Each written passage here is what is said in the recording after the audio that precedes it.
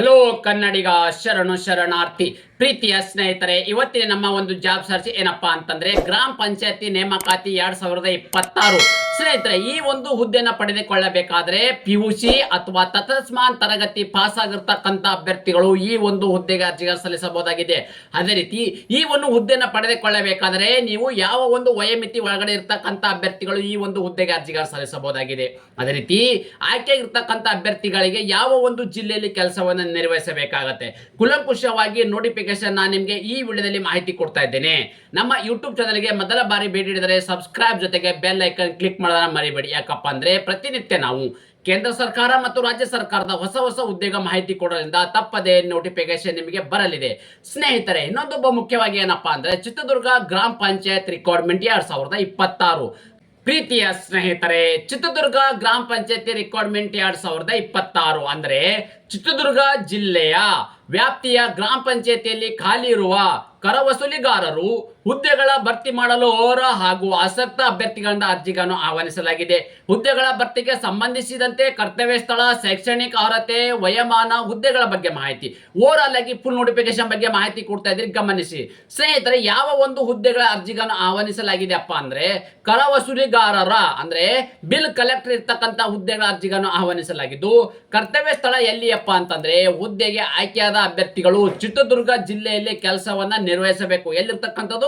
ಚಿತ್ರದುರ್ಗ ಜಿಲ್ಲೆಯಲ್ಲಿ. ಹಾಗಾದ್ರೆ ಖಾಲಿ ಇರ್ತಕ್ಕಂಥ ಹುದ್ದೆಗಳ ಸಂಖ್ಯೆ ಎಷ್ಟಪ್ಪ ಅಂತಂದ್ರೆ ಒಟ್ಟು 9 ಹುದ್ದೆಗಳ ಅರ್ಜಿಗಳನ್ನು ಎಷ್ಟಿರ್ತಕ್ಕಂಥದ್ದು 9 ಹುದ್ದೆಗಳ ಅರ್ಜಿಗಳನ್ನು ಆಹ್ವಾನಿಸಲಾಗಿದೆ.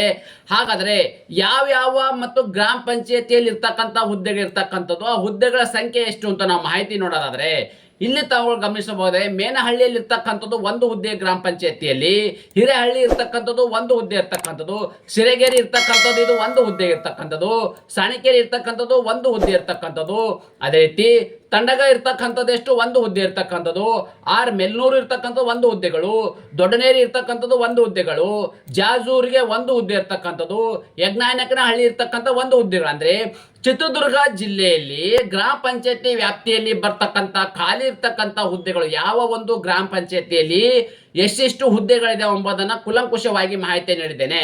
ಅದೇ ರೀತಿ ಈ ಒಂದು ಹುದ್ದೆನ ಪಡೆದುಕೊಳ್ಳಬೇಕಾದ್ರೆ ಯಾವ ಒಂದು ಶೈಕ್ಷಣಿಕ ಅರ್ಹತೆ ಹೊಂದಿರಬೇಕಪ್ಪ ಅಂತಂದ್ರೆ ಕನ್ನಡವನ್ನು ಒಂದು ಭಾಷೆಯಾಗಿ ಪಿಯುಸಿ ಅಥವಾ ತತ್ಸಮಾನ ವಿದ್ಯಾರ್ಥಿ ಉತ್ತೀರ್ಣರಾಗಿರ್ಬೇಕಂದ್ರೆ ಕನ್ನಡ ಭಾಷೆಯನ್ನಾಗಿ ಓದಿರ್ಬೇಕಾಗುತ್ತೆ. ಓಕೆ, ಸೊ ಇನ್ನೊಂದೇನಪ್ಪ ಅಂದ್ರೆ ಕಂಪ್ಯೂಟರ್ ತರಬೇತಿ ಕೋರ್ಸ್ ಅಲ್ಲಿ ಕೇಂದ್ರ ಅಥವಾ ರಾಜ್ಯ ಸರ್ಕಾರದಿಂದ ಮಾನ್ಯತೆ ಪಡೆದ ಸಂಸ್ಥೆಯಿಂದ ತರಬೇತಿ ಪಡೆದಿರುವ ಪ್ರಮಾಣ ಪತ್ರ ಹೊಂದಿರಬೇಕು.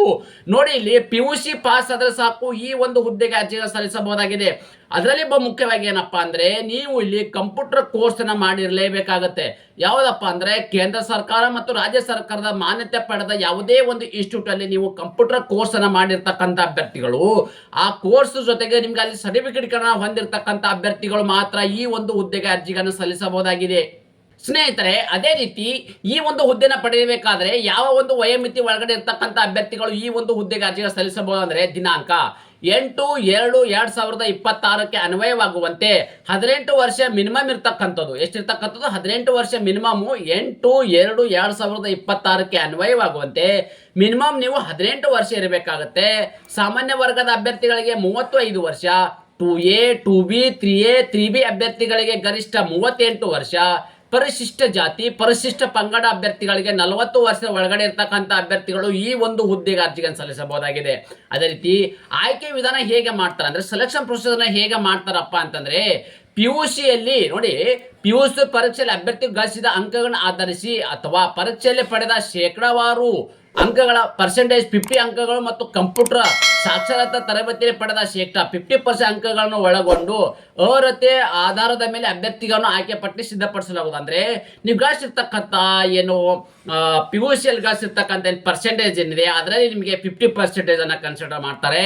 ನೀವು ಕಂಪ್ಯೂಟರ್ ತರಬೇತಿ ಗಳಿಸಿರ್ತಕ್ಕಂಥ ಒಂದು ಪರ್ಸೆಂಟೇಜ್ ಇರ್ತದೆ, ಅಂದ್ರೆ ಗ್ರೇಡ್ ಏನಿರ್ತದೆ ಆ ಗ್ರೇಡ್ ಅದಾವ 50%. ಇವೆರಡನ್ನು ಒಳಗೊಂಡಂತೆ 50-50 ನೀವು ಇಲ್ಲಿ ಪರ್ಸೆಂಟೇಜ್ ತಗೊಂಡ್ಬಿಟ್ಟು ಅತಿ ಹೆಚ್ಚು ಪರ್ಸೆಂಟೇಜ್ ಅನ್ನ ಪಡೆದಿರ್ತಕ್ಕಂಥ ಅಭ್ಯರ್ಥಿಗಳನ್ನ ಇಲ್ಲಿ ಮೊದಲನೇದಾಗಿ ಆಯ್ಕೆಯನ್ನು ಮಾಡಲಾಗುವುದು. ಅದೇ ರೀತಿ ಅರ್ಜಿ ಸಲ್ಲಿಕೆ ವಿಧಾನ ಹೇಗೆಪ್ಪ ಅಂತಂದ್ರೆ ಅಭ್ಯರ್ಥಿಯು ಹುದ್ದೆಗೆ ಆನ್ಲೈನ್ ಮೂಲಕವೇ ಅರ್ಜಿಗಳನ್ನು ಸಲ್ಲಿಸಬೇಕಾಗುತ್ತೆ. ಈ ಒಂದು ಆನ್ಲೈನ್ ಮೂಲಕ ಅರ್ಜಿ ಸಲ್ಲಿಸಬೇಕಾದ್ರೆ ಒಂದು ಅಫಿಷಿಯಲ್ ವೆಬ್ಸೈಟ್ ಇದೆ. ಆ ಒಂದು ವೆಬ್ಸೈಟ್ ಯೂಟ್ಯೂಬ್ ಡಿಸ್ಕ್ರಿಪ್ಷನ್ ಬಾಕ್ಸ್ ಅಲ್ಲಿ ನಿಮ್ಗೆ ಲಿಂಕ್ ಅನ್ನು ಕೊಟ್ಟಿರ್ತೇನೆ. ಡೈರೆಕ್ಟ್ ಆಗಿ ಅದರ ಮೇಲೆ ಕ್ಲಿಕ್ ಮಾಡೋ ಮೂಲಕ ನೇರವಾಗಿ ತಮ್ಮ ಅರ್ಜಿಗಳನ್ನು ಸಲ್ಲಿಸಬಹುದಾಗಿದೆ. ಪ್ರೀತಿಯ ಸ್ನೇಹಿತರೆ, ಅದೇ ರೀತಿ ಇನ್ನೊಂದು ಮುಖ್ಯವಾಗಿ ಏನಪ್ಪಾ ಅಂದ್ರೆ ನಿಗದಿತ ಅರ್ಜಿ ಶುಲ್ಕ ಯಾವುದಪ್ಪ ಅಂತಂದ್ರೆ ಯಾವುದೇ ಅರ್ಜಿ ಶುಲ್ಕ ಇರುವುದಿಲ್ಲ. ಯಾವುದೇ ಒಂದು ಕೆಟಗರಿ ಸಂಬಂಧಪಟ್ಟ ಅಭ್ಯರ್ಥಿಗಳಿಗೆ ಅರ್ಜಿ ಶುಲ್ಕದಿಂದ ವಿನಾಯಿತಿಯನ್ನು ನೀಡಲಾಗಿದೆ. ಅರ್ಜಿ ಸಲ್ಲಿಸಲು ನಿಗದಿಪಡಿಸಿದ ದಿನಾಂಕದ ವಿವರ ನಾವಿಲ್ಲಿ ನೋಡೋದಾದ್ರೆ ಅರ್ಜಿ ಸಲ್ಲಿಕೆ ಪ್ರಾರಂಭ ದಿನಾಂಕ ಜನವರಿ 9, 2022 ಪ್ರಾರಂಭವಾಗಿದ್ದು ಅರ್ಜಿ ಸಲ್ಲಿಸಲು ಕೊನೆಯ ದಿನಾಂಕ ಫೆಬ್ರವರಿ 8, 2026. ನೋಡಿ, ಫೆಬ್ರವರಿ 8, 2026 ಇಷ್ಟು ಒಳಗಡೆ ತಮ್ಮ ಅರ್ಜಿಗಳನ್ನು ಸಲ್ಲಿಸಬೇಕಾಗುತ್ತೆ. ಅದೇ ರೀತಿ ಫುಲ್ ನೋಟಿಫಿಕೇಶನ್ ಬಗ್ಗೆ ವಿವರ ನಾಳೆ ನಿಮಗೆ ಹೇಳಿದ್ದೇನೆ ಮತ್ತು ಅಪ್ಲಿಕೇಶನ್ ಲಿಂಕ್ ಕೂಡ ನಾನು ಯೂಟ್ಯೂಬ್ ಡಿಸ್ಕ್ರಿಪ್ಷನ್ ಬಾಕ್ಸ್ ಅಲ್ಲಿ ನೀಡಿರುತ್ತೇನೆ ಮತ್ತು ಟೆಲಿಗ್ರಾಮ್ ಮತ್ತು ವಾಟ್ಸ್ಆಪ್ ಚಾನಲ್ ಕೂಡ ಜಾಯಿನ್ ಆಗಿ. ಯಾಕಪ್ಪ ಅಂದ್ರೆ ಪ್ರತಿನಿತ್ಯ ಕೊಡ್ತಕ್ಕಂಥ ಒಂದು ಜಾಬ್ ಅಪ್ಡೇಟ್ ನೇರವಾಗಿ ನೀವು ವಾಟ್ಸ್ಆಪ್ ಮುಖಾಂತರ ಟೆಲಿಗ್ರಾಮ್ ಮುಖಾಂತರ ಕೂಡ ಪಡೆದುಕೊಳ್ಳಬಹುದಾಗಿದೆ. ಅದೇ ರೀತಿ ನಾನು ಕೊಟ್ಟಿರುವ ಉದ್ಯೋಗ ಮಾಹಿತಿ ನೀವು ಇಷ್ಟಪಡುತ್ತೀರಿ ಎಂದು ಭಾವಿಸುತ್ತೇನೆ. ಈ ಉದ್ಯೋಗ ಮಾಹಿತಿ ನಿಮಗೆ ಇಷ್ಟವಾದರೆ ನಿಮ್ಮ ಫ್ಯಾಮಿಲಿಗೂ ಫ್ರೆಂಡ್ಸ್ಗೂ ಶೇರ್ ಮಾಡೋದನ್ನ ಮರೆಯದಿರಿ. ಧನ್ಯವಾದ ಕನ್ನಡಿಗ.